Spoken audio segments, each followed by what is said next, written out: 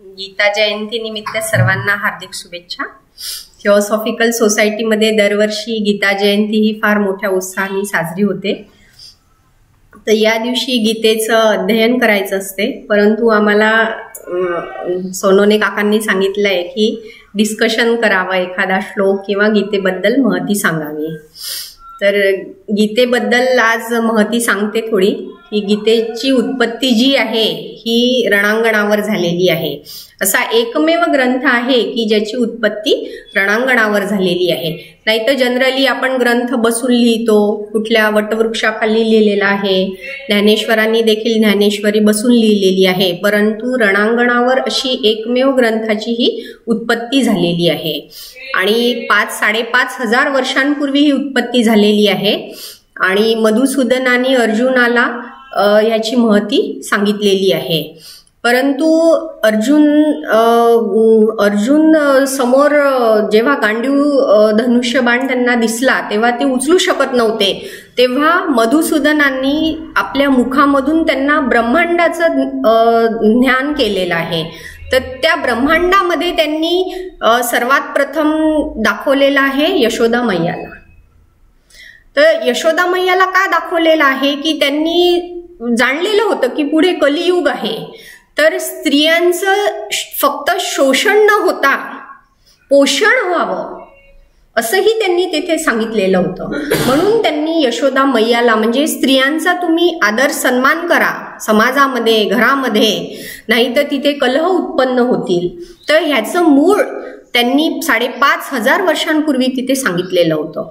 दुसऱ्यांदा त्यांनी त्यांच्या मुखमंडलातून दाखवलेलं होतं की दुर्योधनाला, की दुर्योधन त्यांचे शत्रू मानलेलं होतं, तर शत्रूंचा नायनाट कसा करायला पाहिजे हे देखील तिथे सांगितलं गेलेलं होतं। आणि तिसरं म्हणजे त्यांनी स्वतःला श्रीकृष्णाचं तिथे दर्शन स्वतः घडवून दिलेलं होतं, की श्रीकृष्ण हे सर्व त्रिभुवन मंडलामध्ये आहेत, त्यांचं अस्तित्व आहे आणि तिथे आपण शरण जायला पाहिजे। मामेकम शरणम व्रजेत, म्हणजे आपण हे सर्व गुण जे आहे इंद्रिय मन हे कुठे आपण लीन व्हायला पाहिजे, तर भगवंताजवळ आपण लीन व्हायला पाहिजे। सत्व रज तम गुणात्मक आणि आपले इंद्रिय सर्व काबूत करून मनाला तिथे फार मोठं महत्त्व दिलेलं आहे।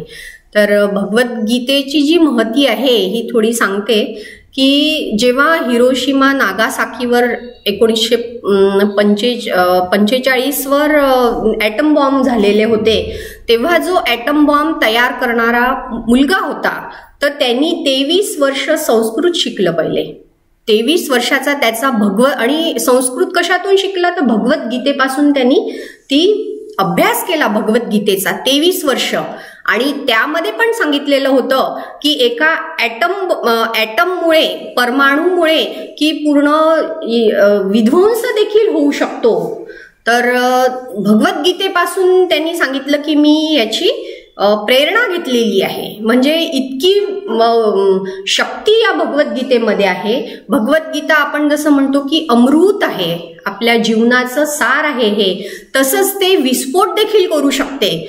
आणि दुसरी गोष्ट म्हणजे महात्मा गांधींनी 1909 मध्ये रोज ते भगवद्गीतेचा अध्याय वाचायचे आणि योगावर त्यांनी पुस्तक लिहिलेलं आहे।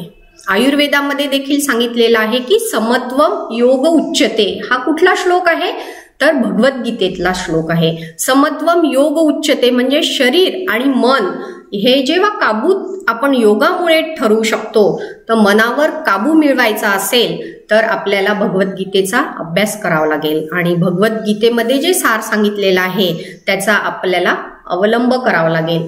जेव्हा 2014 मध्ये आपले आदरणीय पंतप्रधान माननीय नरेंद्रजी मोदी जेव्हा अमेरिकेला गेले, तर तेव्हा त्यांनी राष्ट्रपतींना बराक ओबामांना काय भेट द्यावी तर त्यांनी भगवद्गीता ही प्रेझेंट दिली।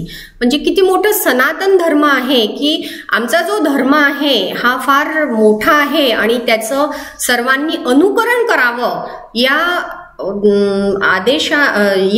उद्देशाने त्यांनी अमेरिकेला आपली भगवद्गीता भेट दिली।